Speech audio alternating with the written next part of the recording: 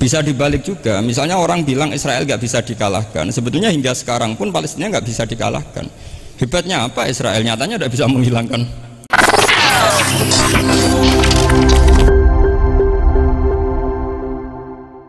Assalamualaikum warahmatullahi wabarakatuh. Bismillahirrahmanirrahim. Tabarakalladzi nazzalal furqana ala 'abdihi liyakuna lin-nasi nadhira. Allahumma ala sayyidina Muhammadin wa ala alihi wa sahbihi wa sallim asmain nama ba'du. Yang kita hormati bersama Syekhina Murabbi Ruhina Kiai Haji Maimun Zubair wa ahli baiti. Juga gak lupa Mas Hakim sebagai direktur atau termasuk penguasa ya, penguasa TV 9 yang tadi mempromosikan TV 9. Karena ini nuansanya seminar, maka saya punya pemikiran yang berbeda biar kesannya itu udah kong kali kong. Saya melihat bahwa kita ini sudah subjek bukan objek. Karena setahu saya santri-santri itu misalnya ngapalkan alfiah capek terus manfaatkan lihat sinetron, jadi mereka itu alat untuk kita terhibur. Bukan kita diperalat sinetron, tapi kita memperalat sinetron. Misalnya tadi beliau cerita bapak-bapak jadi korban karena ibu-ibu melihat bapak-bapak yang ganteng pakai jas uangnya banyak. Sebetulnya ibu-ibu juga jadi korban karena nggak secantik yang di TV. jadi ini penting saya ketahui. Begitu juga melihat Real Madrid misalnya. Kita ini kalau ngidolakan pemain lokal, kan datangkan pelatih, ngelatih itu mahal, bikin stadion mahal, mendingan ngidolakan sudah jadi. Lagi-lagi mereka kita jadikan objek dari keinginan kita yang nggak mau repot-repot, ya beli yang instan itu. Jadi ini mungkin yang saya beda dengan beliau. Saya ini sering ketemu para dokter, para profesor di Jogja. Bahkan saya bikin komunitas grup diskusi kematian. Itu profesor-profesor yang mau mati itu sering diskusi sama saya. Kenapa ini penting? Karena mereka bilang gini, Pak Bahak, dunia ini pasti kita tinggalkan saja, perumusnya banyak. Masa kematian yang kita song-song nggak ada perumusnya gitu. Makanya kita bikin tim perumus kematian. Terus saya bilang ini bedanya profesor sama intelektual. Kalau intelektual itu diskusikan yang profan, dunia itu profan, nanti habis. Kalau kematian itu abadi. Maka untuk orang jadi profesor seharusnya harus tahu tentang kematian. Dari provokasi ini banyak teman-teman diskusi kematian ini. Ini penting saya utarakan karena dunia apapun hebatnya seperti yang dipandang Mas Hakim, bisa dibalik juga. Misalnya orang bilang Israel nggak bisa dikalahkan, sebetulnya hingga sekarang pun Palestina nggak bisa dikalahkan. Hebatnya apa Israel? Nyatanya tidak bisa menghilangkan Palestina, paling di Google dihapus itu saja. Sama, apa sih hebatnya punya TV banyak, pemirsanya banyak? Sebetulnya TV itu menggantung banyak pemirsa, dan itu kita. Sebetulnya mereka yang bergantung kita, apa kita yang bergantung mereka? Zaman ibu-ibu belum ada sinetron, mereka terhibur, ngerasani tonggo, petanan, macam-macam. Artinya punya cara untuk hiburan. Lalu TV-TV ini menjadikan mereka objek untuk jadi kaya. Ini gimana supaya kita jadi kaya, mereka jadi pemirsa, jadi apa, macam-macam. Jadilah kita objek. Tapi karena kita orang pinter, ibu-ibu pinter, sebenarnya TV mereka subjek juga ibu-ibu. Delok bojone ra ganteng ya delok yang di TV kan gitu. Jadi ini pembanding saja karena ini acaranya seminar, nanti eksekutornya yang penasehnya Gus Yofur, muharirnya ini nanti itu. Jadi menurut saya ini saya seperti pesan Gus Iid, kita sirsan saja, serius tapi santai. Karena setahu saya sering diskusi sama Gus Yofur. Kemarin diskusi tentang waktu di Denmark, di Eropa itu disamakan, dikonversi waktu yang ada katulistiwa. Apa setiap negara punya aturannya sendiri? Karena Denmark itu ada masa tertentu yang siang itu sampai 3 bulan. Sampai sekarang saya sering diskusi sama beliau tentang itu, terus tentang Mina jadi, tentang macam-macam lah. Setahu saya begini ya, pernah ada guyonan di beberapa ulama, pernah dipertanyakan, cengkeh itu kan wangi, sehingga kalau kue tar itu dikasih cengkeh. Oke, kita sepakat dalam konteks bikin kue tar itu cengkeh dikategorikan pewangi. Lalu kategorinya adalah pewangi. Pertanyaannya berarti kalau orang haji, ikhram, merokok itu wajib bayar dam karena pakai pewangi. Itu hampir putus. Karena dikonsensus oleh ahli-ahli pakar kue itu termasuk kategori pewangi. Tapi ketika ada pembanding ini Mas, ini pentingnya pembanding. Lalu berarti orang Jumatan disunatkan rokok, kan harus pakai kesunatannya kan pakai pewangi gitu. Nyatanya tuntas juga, nggak jadi, akhirnya keputusan itu udah jadi. Jadi kalau saya ditanya Gus Barok, cara ngelawan apa hegemoni Barat atau derasnya media massa, ya sudah kalau nggak punya kan nggak keserang. Makanya saya tidak punya gitu. Jadi orang susah ada gelombang pornografi kan karena lihat Gus Barok mungkin lihat sehingga merasa ada gelombang pornografi. Lah saya kan tidak punya, makanya saya kan nggak serang. Karena dulu ngaji saya tuh Darul Mafasid Muqaddamun ala Jalbil Masoleh. Kalau disara-saran saddan lidharo'e, kalau rawan bahaya ya tidak usah. Ya saya kira gitu, kira-kira alasan saya kena. Selain mungkin saya tidak kuat beli Gus Barok gitu. Tapi kan tidak pantas, saya termasuk orang yang dianggap keren terus nggak punya, nggak kelar itu, tidak mampu beli. Tapi yang saya mencintai anak-anak Anwar karena alma mater dengan kita, dan nanti kalau misalnya ada tanya jawab ya biasa saja seperti dulu.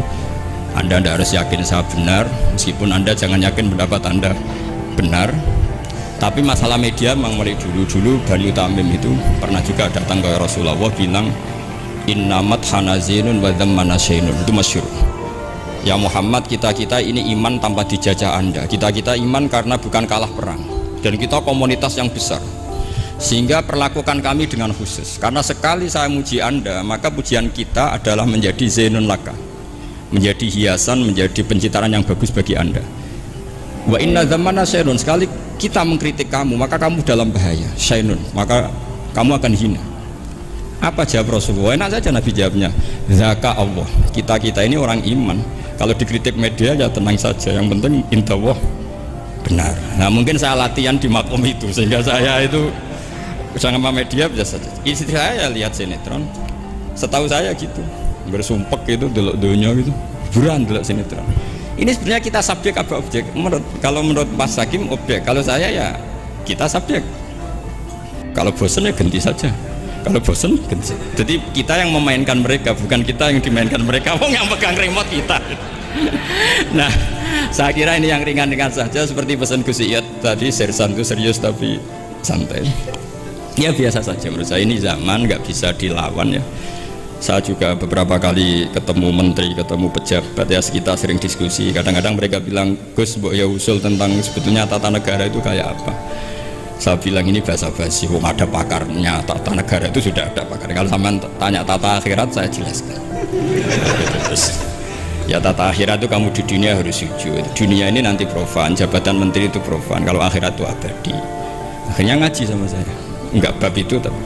Ini penting, bagaimanapun kita umatnya Nabi yang diamanati menyelamatkan umat ini sampai dunia akhirat. Kalau yang di dunia sudah ada spesialis ya kita terima, bagaimanapun orang Islam itu kalau bisa ya di dunia hasanah. Tapi yang sudah agak-agak berKTP akhirat kayak saya jangan dipaksa.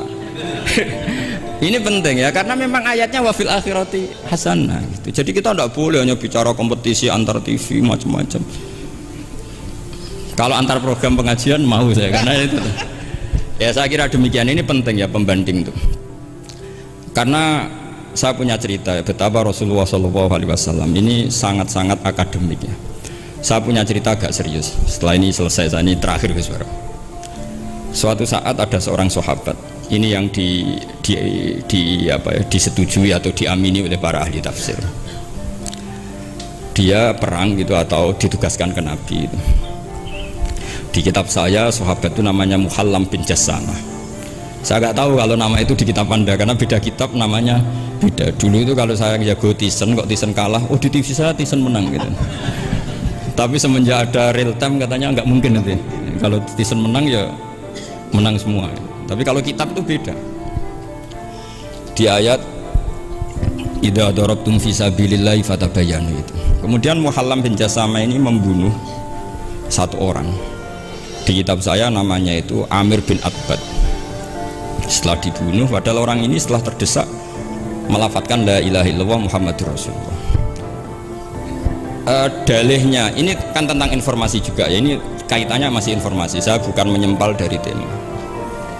Ditanya sama Rasulullah, kenapa kamu tetap bunuh padahal dia sudah melafadzkan la ilaha illallah?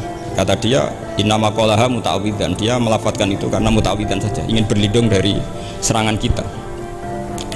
Kata Nabi masih ya, Nabi itu kan nggak mudah terpancing emosi. Halla syaqaqta an batni. Mbok kamu bedal ya, atau kamu bedah lah hatinya isinya kayak apa. Si mulaham tadi masih balik loh. Ya Rasulullah, lau syaqaqtu batnahu akuntu a'lamu ma fi qalbi. Kalau saya bedah apa saya terus tahu apa isi hatinya? Kata Nabi, ya kamu tetap nggak tahu meskipun kamu bedah hatinya, kamu tetap nggak tahu. Kenapa engkau nyuruh bedah ya Rasulullah? Wong akhirnya saya tetap nggak tahu. Unik jawabannya Nabi itu. Makanya kamu itu sembrono sekali, ngawur sekali kamu. Fala anta ta'lamu ma fi qalbi wala anta taqbalu ma takallama bi. Kamu itu orang aneh. Tahu hatinya ndak akan tahu, tapi menerima omongan yang zahir juga nggak mau. Terus mau kamu apa?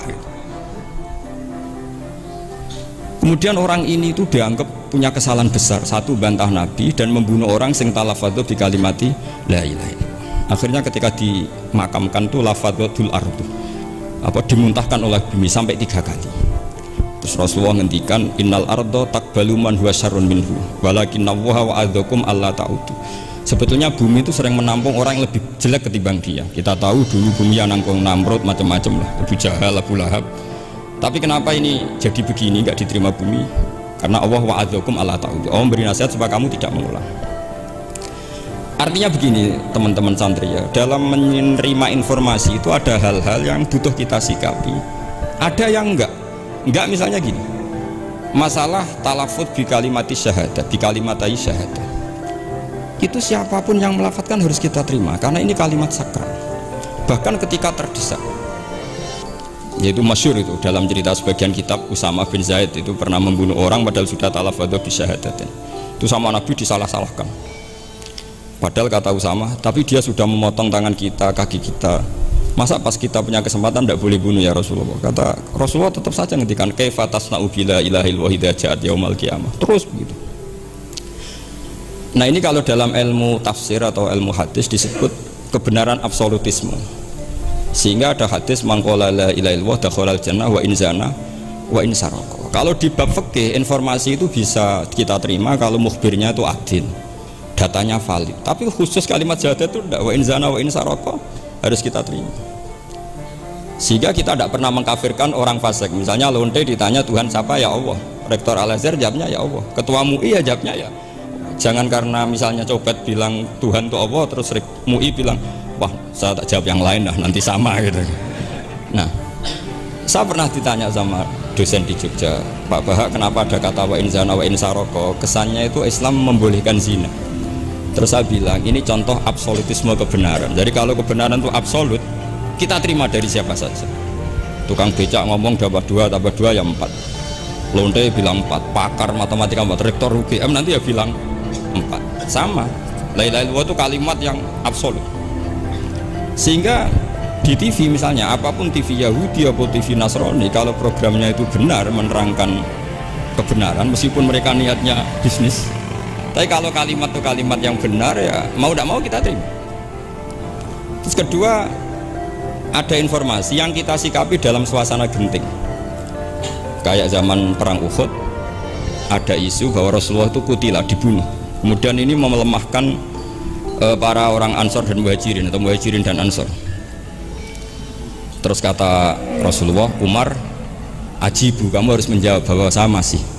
Akhirnya Umar berteriak keras bahwa Rasulullah itu masih hidup. Ini contoh-contoh informasi yang secepatnya harus dijawab. Terus ketiga, informasi yang nggak penting dijawab karena memang sudah hoax, sudah sampah. Misalnya gini, orang melihat di TV infotainment itu nggak pernah yakin kok benar apa enggak. Ibu-ibu itu butuh hiburan, melupakan suaminya, utangnya, macam-macamnya. Makanya saya bilang, ibu-ibu ini subjek, bukan objek.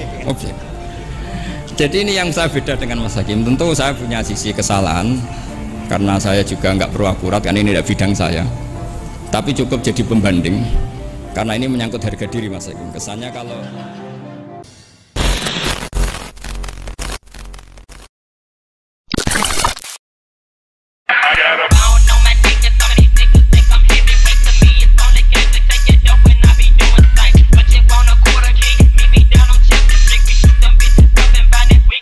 trick or treat.